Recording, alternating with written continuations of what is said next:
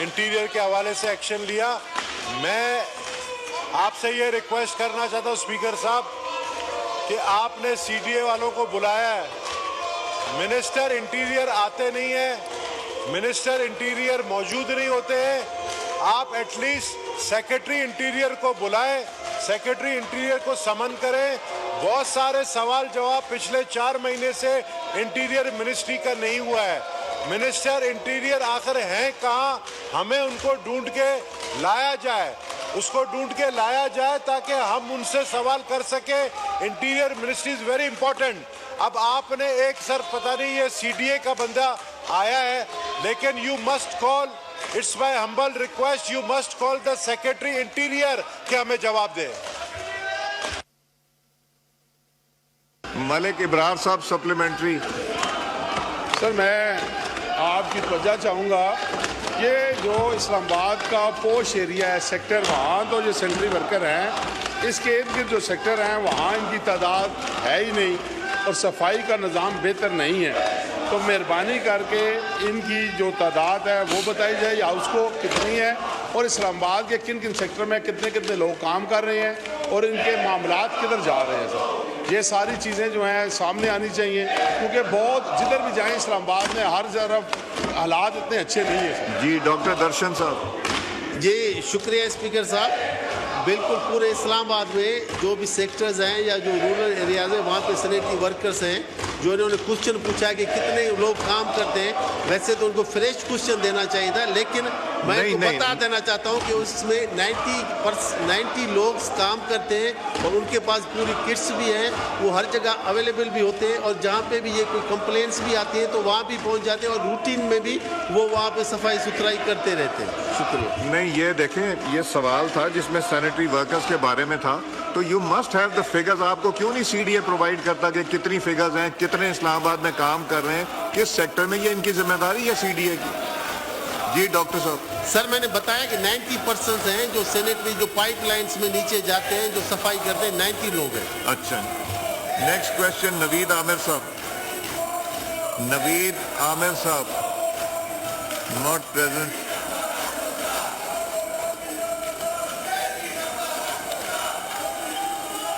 Next question Sameena Khalid Gurki साहिबा।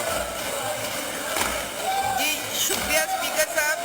Question number 143। Answer भी taken as read, supplementary कीजिए। मुझे इन्होंने जी जवाब तो दिया है, लेकिन मेरा सवाल इनसे है सप्लीमेंट्री कि ये जब भी कोई डेलीगेशन या सरबराह बाहर से आते हैं उसकी तैयारी के लिए ये बहुत ज़्यादा खर्च भी होता है और हम वेलकम भी करते हैं दिल से अपने आने वाले मेहमानों को। ये जो शंघाई कॉन्फ्रेंस हुई थी इसमें इन्होंने जो है, मेरा सिर्फ ये इनसे पूछना है कि इस पे कोई चेक एंड बैलेंस भी है। सीजन ऑनरेबल मेंबर्स, आप जो मेंबर बात कर रहे हैं उनके आगे ना खड़े हुआ करें।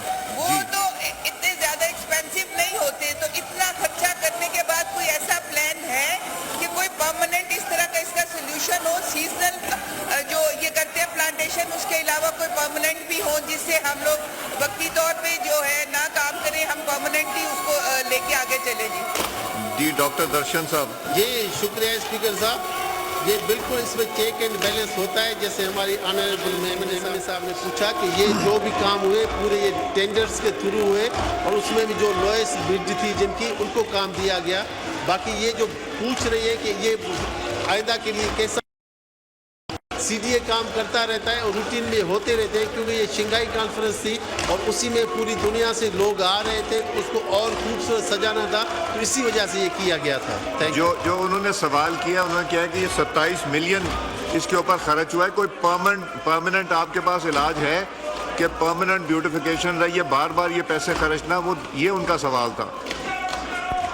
जी डॉक्टर दर्शन। जी मैंने उनको यही बताया कि परमानेंटली वो काम करते रहते हैं। आपने खुद भी देखा होगा कि इस गवर्नमेंट में ये पहले से ज़्यादा खूबसूरत इस्लामाबाद बन गया है।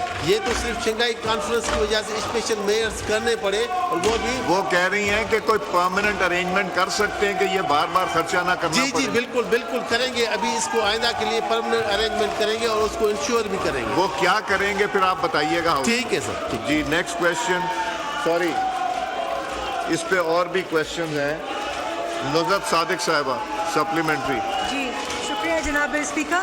मेरा एक कॉम्प्लीमेंट मैंने करना था कि इन्होंने जो इतना अच्छा ब्यूटिफिकेशन की थी SCO के हवाले से, तो आया क्या ये इस पे सोच रहे हैं कि नेक्स्ट कोई इवेंट होगा तो बच्चों को दिखाने के लिए, आम पब्लिक को यहाँ आने के लिए उनको मौका दिया जाए, टाइम दिया जाए, ताकि वो देखिए आके और इन्जॉय करें।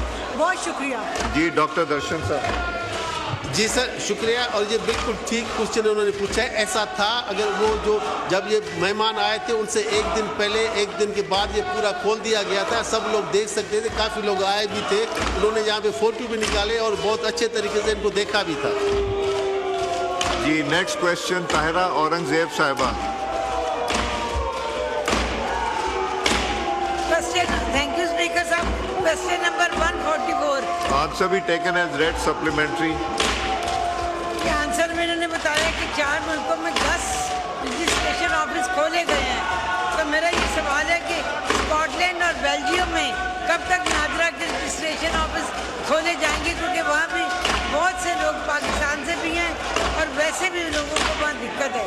Thank you ji. Parliamentary secretary साहब डॉक्टर दर्शन। जी शुक्रिया स्पीकर साहब। वैसे मैं अपनी बहन को ये बताता चलूँ कि इसी में जो है ऑनलाइन भी वो अप्लाई कर सकते हैं, और जिससे वो होते हैं, ये तो कुछ जगहों पे ये खुले हुए हैं, बाकी जगहों पे तो वो सब ऑनलाइन करते हैं। बाकी जैसे स्पेसिफिक इन्होंने पूछा है तो वो मैं कंफर्म करके इनको मैं बता दूँगा। जी। सप्लीमेंट्री शगुफ्ता जमानी साहबा। बहुत शुक्रिया जनाब स्पीकर। सर, मैं ये पूछना चाह रही हूँ कि शनाख्ती कार्ड के इजरा में जब कोई गलती हो जाती है नाम में, तो उसकी तब्दीली के लिए भी दोबारा फीस ली जाती है। तो क्या कोई ऐसा मैकेनिज्म है कि अगर कोई गलती डिपार्टमेंट की तरफ से हुई है या जिसने अप्लाई किया है उसकी तरफ से हुई है, नामों की क्योंकि छपाई में ही गलती होती है, तो उस बंदे पे दोबारा बर्डन क्यों डाला जाता है? तो क्या ऐसा कोई मैकेनिज्म है कि वो फीस जो है वो माफ़ की जाए और शनाख्ती कार्ड दोबारा उसको सही तरतीब से बनाया जाए? जी। डॉक्टर दर्शन साहब। जी शुक्रिया स्पीकर साहब।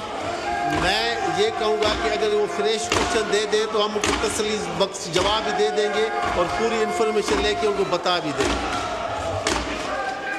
मैं एक अनाउंसमेंट करना चाह रहा हूँ, ज़रा सुन लीजिए।